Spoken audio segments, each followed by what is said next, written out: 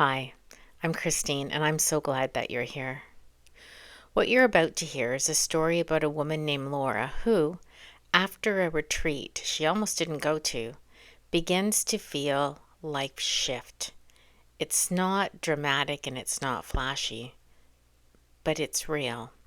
This is a story about remembering what matters, trusting the quiet voice within, and peeling back the layers of a life that looked good but didn't quite fit. It's fiction, yet it's full of truths, the kind we often don't talk about, the kind we sometimes live through slowly, breath by breath. I'll be reading it in two parts, so make yourself comfortable. Get a cup of tea or get cozy, or get the laundry ready to fold. Whatever it is, and come along for the journey. And if something in this story lands for you, I'd love if you liked, subscribed, or shared with somebody who might need it too. Now let's begin. Laura didn't pack crystals or flowy pants. She brought protein bars, dry shampoo, and a backup phone charger. They told everyone to come with an open mind and no expectations. Laura arrived with a closed suitcase and a tightly zipped sole. The retreat center was stunning, of course. Wood beams, lavender-scented air, and bowls of fruit that looked like they'd been styled for a magazine shoot. The other women introduced themselves with names like Sage, Willow, and Star. Laura introduced herself as Laura and immediately felt like a potato in a fruit bowl. She didn't mention her beautiful home in Westbrook or her ex, her husband, Ben, or the support payments that quietly funded her freedom, or how she once spent $3,200 on a chandelier just because somebody at tennis had told her it was a great one. She just smiled and kept sipping her cucumber mint water. When it came time for the ceremony, Laura expected something tea-like and perhaps Instagrammable. Instead, they were guided into a softly lit room where a woman named Inez spoke like she was reading bedtime stories to the universe. "This is medicine," Inez said, holding a dark, bitter-smelling liquid. "It will show you what you need to see." Laura wanted to ask, "What if I don't see anything?" Instead, she just swallowed it. The journey. At first, nothing. Then a gentle buzzing behind her eyes, like an old television warming up. The room melted, not in a terrifying way, more like a painting left out in the sun. Then came the light. A honey golden web stretched in every direction. She was no longer in her body, or maybe she was, but it felt far away, like her house being seen from a plane window. And then there they were, three beings, not humans, not aliens, not even beings, just presence, shape and sound. One shimmered like liquid mercury. One hummed a note of something she somehow understood, and one pulsed with a rhythm that felt like a lullaby she'd forgotten since birth. "You've arrived." She heard those words, but not with her ears, but deep inside. "We've waited. You were very late." Of course she was late. She was always late. Yoga to her own life. "You wore shoes too long," one said. And then suddenly she saw them, rows and rows of shoes, heels she couldn't walk on, flats that hurt anyway, a whole aisle in her closet, dusty and sterile, full of labels that never loved her back. She started to cry. She didn't know why. "You do not have to be who they said you were." It landed like truth, not dramatic, just final. She wanted to argue, to explain, to justify, but there was no space here for that. Only space for love. The return. She came back in pieces. First her fingers, then her breath, then the realization that she was sobbing into a lavender-scented blanket. The room was still. Inez placed a hand on her shoulder. "You're okay," she whispered. And she was. More okay than she had been in years. Not because she understood what had happened. She didn't. But something had been touched, opened, remembered, and nothing would ever quite be the same. 3 days later, the old life doesn't fit. Laura was back on her white leather sectional watching a renovation show she used to love. It felt absurd. The couple on screen argued about backsplash tiles like it was a matter of national security. She muted the TV and looked around. The house was spotless, styled, and eerily quiet. She reached for a throw pillow, hugged it tight, and whispered, "You wore shoes too long." It still rang true and it hurt. And with her friends at Java Culture, their Thursday morning coffee group, sitting in their usual seats with their $9 scones. "So how was your yoga thing?" Marla asked. "It wasn't just yoga," Laura said. "It was more like a recalibration." The table went quiet. Michelle sipped her almond milk flat white like it was a mic. "Oh, God, are you doing one of those midlife things? Please don't start selling essential oils." "I'm not," Laura said, and then added, "yet."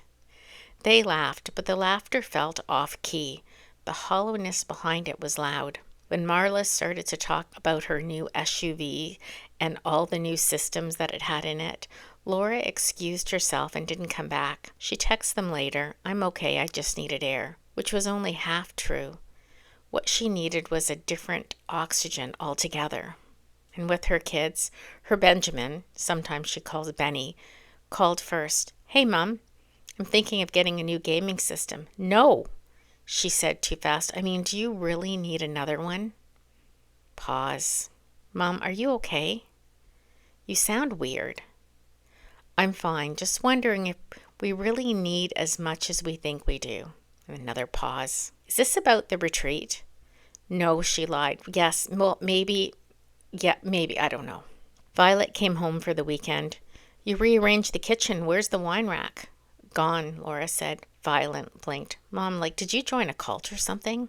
Laura smiled. "No, just learning to listen to myself, maybe for the first time." Her realization. She didn't want to be better than anyone. So she just didn't want to be numb anymore. Somehow, without trying, she began peeling off layers. Status, striving, the curated opinions. The beings didn't visit her or come back to her. They were kind of constant, but they weren't demanding. But sometimes, just before sleep, she'd hear that gentle buzz again. Lighter now. And she was. It started with a handbag, the one she saved for. Let the saleswomen wrap it in black tissue. You know, the one that comes in their own little dust bag with a logo that whispered, "You matter." It lived on its own shelf, a shrine. One morning she stood in front of it, wrapped in a sweater that still smelt like cedar and wood smoke from the retreat. She looked at the bag the way you might look at an old trophy you no longer believed in. She carried it to the kitchen table like it might explode. There was no lightning bolt, no voice, just a quiet, unmistakable knowing it had to go. The donation bin sat behind Value Thrift parking lot. She nearly turned around 3 times, but she didn't. She parked, took a breath, slipped the dust bag from the passenger seat, walked slowly like the concrete was made of memories, and dropped it in. Thunk. She expected regret. Panic, maybe? A rush of, "What have I done?" But instead, laughter. Pure, giddy, years overdue. "Lighter now," she heard faintly behind her left ear. She drove home in silence, windows down, hair wild, a smile creeping in like a secret. That night she dreamt of walking barefoot through a market through another world, handing out peaches and poems. Violet came home from reading week with a suitcase full of laundry and a new haircut. Blunt bangs that Laura wasn't really sure she loved, but somehow suited her. Benjamin rolled in 2 days later with his usual dramatic flair, a duffel bag, a backpack, and a mysterious limp he refused to explain. They were half watching something on Netflix one night, something loud and fast cut and full of people yelling. Laura sat in her usual chair, legs tucked under her, sipping warm water with lemon because she didn't crave wine anymore and hadn't told anybody why. She glanced at her children, noticed the way Violet picked at her sleeve when she was unsure, how Benny leaned forward during the fight scenes but flinched at yelling just a little, the way he had since he was small. And just like that, she saw them, not as her children, not as students or consumers or future achievers, but as souls, each carrying a version of the story she and her ex Ben had created for them, and now navigating its unraveling in their own way. She turned down the volume. Benny gave her a look. "What?" "Nothing," Laura said softly. "Just wondering how you're both feeling lately." Violet raised an eyebrow. "About what?" "Life, school. Maybe even the fact that I put turmeric in the spaghetti last night. Anything." Ben smirked. It was weirdly good. Violet shifted in her seat. "You okay, Mum?" Laura smiled. "I think so. I'm trying something new, listening more, even to the things you don't say." Benny laughed. "That's creepy." "Yeah," Violet agreed, "like psychic mom level weird." And they all laughed. And then it settled. Laura took a breath. It's okay to talk about stuff, even weird stuff, even Dad's new girlfriend. Benny shrugged. "She's not bad. She makes good muffins." Violet rolled her eyes. "They're from a mix." Laura let it be. Let them laugh and tease and feel whatever they were feeling. "I just want you to know," she said, "we're all going to be okay. Not perfect, but okay." And somehow she meant it more than she ever had before. The suitcases. Laura was weeding the flower bed when she heard a familiar car door slam. She stood brushing her palms against her jeans as her ex-husband, whom she now called her husband, Ben, was walking up the driveway carrying 2 matching suitcases. "Found these in the back of the storage unit," he said, settling them down with a huff. "Should have known they weren't empty. Nearly threw my back out." Laura tilted her head. "What is it?" "You tell me. They've got your name tag and that little leather luggage charm you liked." She unzipped one. Bikinis, dresses, flip-flops, still dusted with sand. The other case was filled with maxi dresses and wide-brim hats and linen pants and slippers for the hotel. One new towel still had the tag on it from the last cruise that they never even took. "Oh," she said quietly, "that's my vacation stash." Ben grinned. "Was this your secret system? A go bag for the tropics?" She nodded, laughed a little. "Every year I'd organize it. Every year ready to go, but then buy more anyway." "You didn't even miss them." "No, not till now."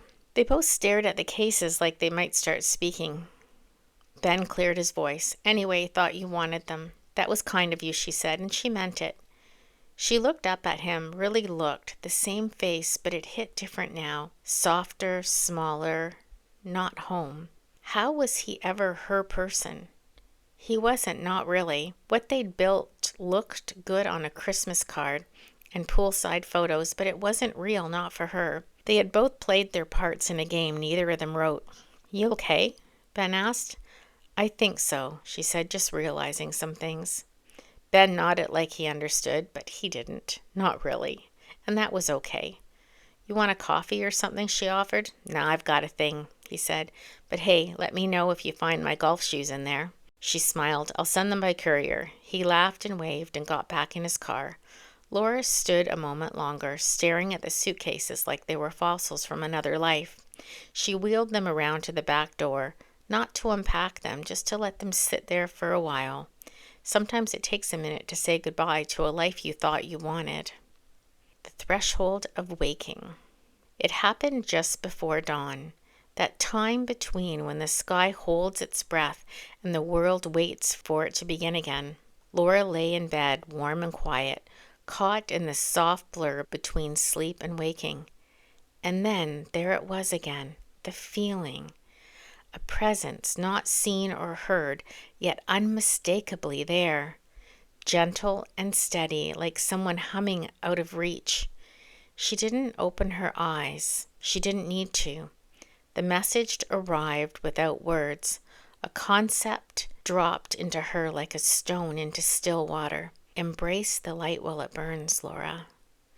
You are becoming you more fully. Let your senses feel their way around what works for you now and let go of what doesn't. She had to just hear it one more time, and they said it exactly the same. Embrace the light while it burns, Laura. You are becoming you more fully. Let your senses feel the way around what works for you now and let go of what doesn't. And in that moment, she knew this feeling, the same frequency from the retreat, the same soft nudge from before, from beyond the veil, not new, not imagined, just remembered. Her chest lifted with the tiniest inhale, not from fear, but from recognition. She whispered into the dark, "I hear you." And somewhere deep within, she felt them respond, not in words, but with something better: warmth, trust, and a gentle nudge forward. This is the end of part 1. Part 2, the call with her parents. Laura balanced her phone between shoulder and cheek as she stirred a pot of lentils. Nothing fancy, just something warm and grounding. She hadn't craved anything processed or fancy in weeks, which was either a spiritual upgrade or early menopause. "Are you sure you're okay?" her mother's voice crackled through the speaker. "You sound different." "Not bad different, just you've never asked how I was sleeping before." Laura smiled into the steam. "I just think about you a lot more lately, about Dad and about how much you both gave. I don't think I ever really saw it before." There was a pause. Her mother cleared her throat. "You're not sick, are you?" "No, Mom." "You're not hiding anything from me? Cancer? Bankruptcy?" "I'm just," Laura searched for the words, "waking up maybe. I don't know how else to say it." "Well," her mother said gently, "just don't forget to top up your RSPs. Enlightenment doesn't cover long-term care." Laura laughed. That part of her still hadn't changed. She still checked her bank app, still kept receipts in labeled envelopes, still had a budgeting spreadsheet. She wasn't planning to wander barefoot into the forest and live on berries. Well, not yet anyway. After the call, she hung up and stared into her tea. Chamomile with fresh ginger. No cream, no sugar, just clean. She tried texting her old group chat, Marla, Tanya, and Jess. Something light. "Anyone want to do a patio night soon?" Tanya replied with a meme about husbands and lawn chairs, and Jess was in Vegas. Marla sent a photo of her pedicure and a comment about how, "Finally, I feel like me again." Laura looked at the screen. Her thumbs hovered. Then she muted the thread. Later that night, she pulled out a small card they'd given her at the retreat. Just a first name and a number, Sage, the woman with the silver hair and a voice like fog lifting from a lake. Laura stared at it for a while, then texted, "Hi, it's Laura from the spring retreat. I think I'm not done yet." A few minutes later, a reply, "No one ever is. Let's talk in a few minutes." Laura exhaled, finally. And then the question. She sat on the porch that night, wrapped in a blanket, watching the stars flicker as they were winking at her. She wasn't sad, not even lonely, just untethered. If this life didn't fit anymore, what kind of life would? She didn't know yet, but she was willing to find out. That evening, Laura sat in her kitchen table with a notebook she bought on impulse 2 years ago and never used. She lit a candle, not for ambience, but for focus, and wrote a question at the top of the page. "What do I need to know right now?" She closed her eyes, breathed deeply, not the rushed meditation she used to fit into lunch breaks, a softer breath, a knowing breath. The kind the beings had taught her without words. 10 minutes passed, maybe more.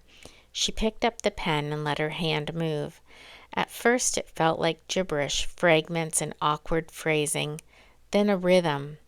The words came fast and direct, and not at all how she usually spoke. "You already know what you are. The remembering will unfold at the speed of your surrender. Stop bracing. Let it come like rain. You were not meant to hold the sky on your shoulders, only to dance beneath it." Laura blinked and she read it again. It wasn't her, yet it had come through her. It wasn't frightening, it was comforting, actually, like being handed a map by someone who already knew the terrain. She wrote one more line in her own voice beneath it. "I'm willing, I'm listening, and I'm ready to remember." And for the first time since coming home, she didn't feel lost. Learning the rhythm of the journal. Some mornings the pen stayed still. Laura would sit, breathing gently, a question written at the top of the page, something like, "Should I book a trip?" or what should I eat today, and there would be nothing. Not silence exactly, more like a soft shrug from the unseen. On other days, the words poured out before the pen even fully touched the page. She learned the difference. Should I move to another country? Silence. How do I know what's real? In 3 pages of shimmering, surreal clarity. What should I eat? Silence again. How do I know what's right for me to eat? And she got an answer like a bell. You will feel it before you know it. What nourishes will land gently in your body. What harms will leave a residue of doubt. Honor that always, even when others do not understand. The guidance was never really about food or travel or even lifestyle. It was always about pointing her back to the same truth. When you were in the flow, choosing from what feels right for your highest good, not just personal comfort, you already know what to do, what to say, what to release, and what to keep. She began to recognize the feeling, lightness in her chest, a soft tingle at the base of her neck, a sense of beam, no effort and no doubt. It wasn't about becoming better. It was about becoming aligned. She still ate meat, loved her morning eggs, roasted a whole chicken with herbs on Sundays, but she no longer reached for frozen pizza in the plastic wrapped loaves or gluten-free bread that always made her feel tired. Not out of guilt, not out of instinct. She smiled one morning after writing, "What do I need to let go of next?" The answer came like a whisper behind her ribs. Needing answers to feel safe. The dimes. That morning, her journal gave her only one word repeated over and over. 10, 10, 10, 10. She stared at the page, waited. Nothing more came. Okay, she said aloud, not today then. She didn't push. Some days were quiet, and that was fine. She slipped on sandals and grabbed her keys, feeling the pull to get out of the house. Lately, she's been spending more time in her car, not to escape, just to be somewhere else where she could breathe. She headed to the pier, her go-to spot when she felt misaligned.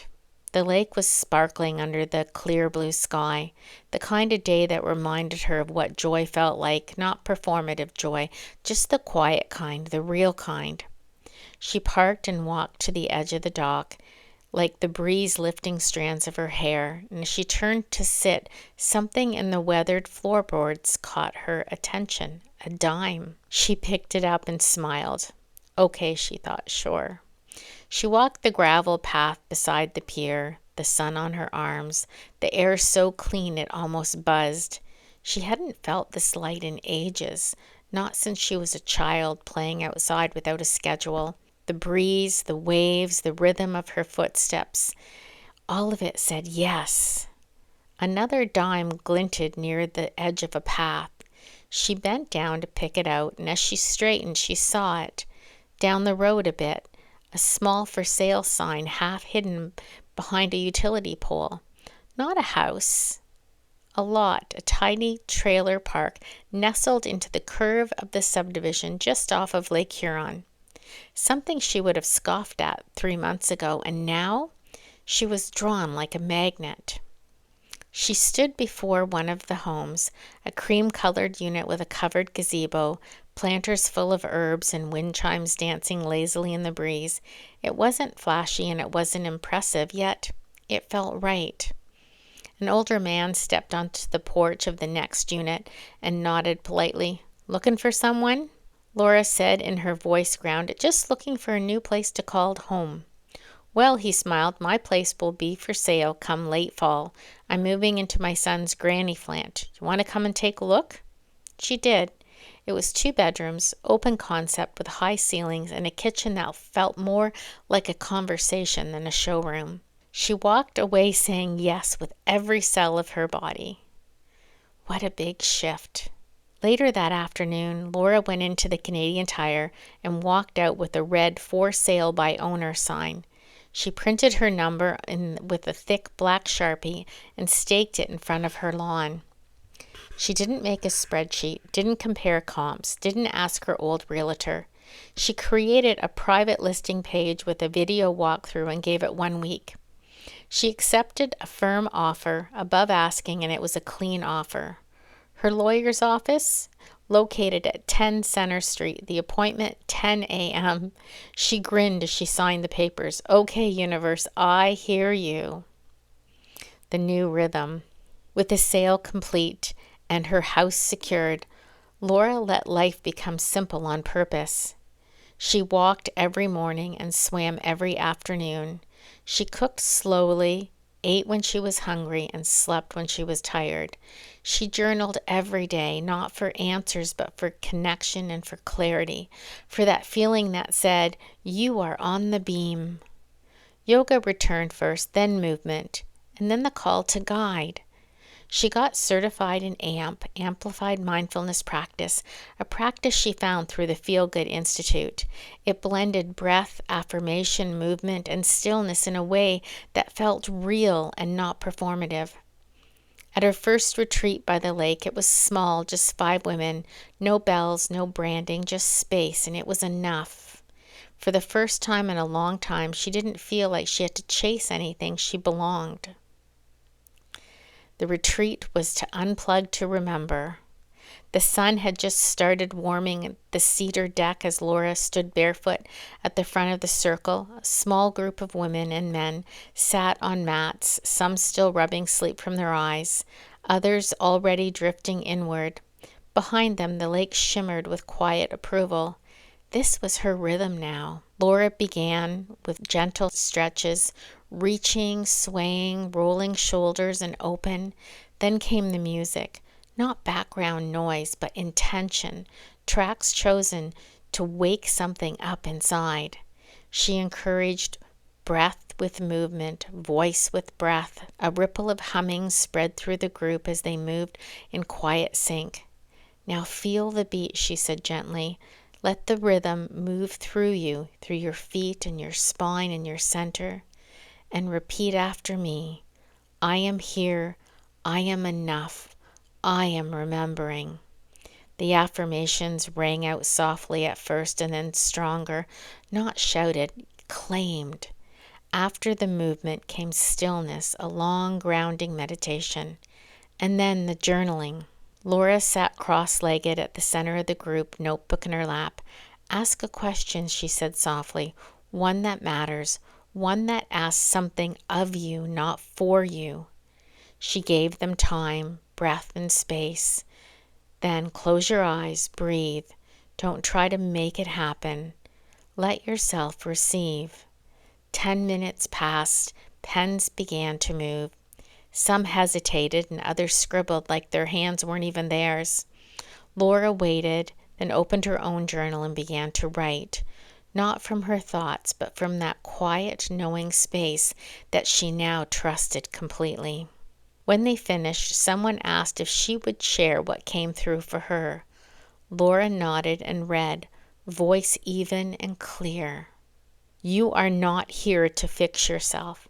You are here to feel yourself, to remember the pulse beneath your performance, to let the noise fall away until only the hum of your own truth remains. There is no prize for being the busiest, no crown for holding it all together. Let your stillness be your rebellion. Let your joy be your revolution. The world does not need more perfect people. It needs present ones. Begin again. Begin now. And do it with love. The circle was silent, and then tears nod, soft knowing smiles. The soft reflection of where she is now. It's hard to believe how far she's come. Not in miles, but in layers. She had to let go of what no longer served her, without drama or regret, but with a kind of sacred clarity. The handbags, the heels, the curated life that she once clung to, they now had no hold on her. Not because they were bad, but because they were heavy. Her home was small and simple. Everything inside had a purpose, or at the very least, wasn't pretending to be something it wasn't. And her friendships had shifted too. When she stopped performing, some connections simply faded, and in the space they left behind, new ones arrived, people who met her where she was, not where she had once performed herself into being. And she said yes now, only when it felt true. Deep yeses, rooted yeses, yeses that started in her belly and rose like a warm light. She was closer to her kids than ever, softer with her parents. She didn't need them to fully understand her. She just loved them fully, and that was enough. There was no more five-star vacations. She didn't crave them. She didn't need them. Her life didn't need a getaway. She had become the destination, a place she didn't need to escape from. One morning she stirred her tea on the porch, barefoot, watching a crow fly low over the water. The wind touched her cheek and her whole body softened. This was it, not the end, not the peak, just this moment, fully alive. And that was everything. Well, thank you so much if you've come this far. Thank you for listening. If Laura's story resonated with you, if you've ever felt the nudge to change or to shed old layers or to come home to yourself, I hope this gave you a little space to breathe. Transformation doesn't always come with fanfare. Sometimes it begins with a whisper, a question, or a quiet yes. If this story offered you something, a moment of calm or a new perspective, or just the sense that you're not alone, I'd be honored if you liked, subscribed, or shared with somebody else who might need it too. Until next time, stay soft with yourself, trust your timing, and remember, life doesn't always need a plan. Sometimes it just needs your presence.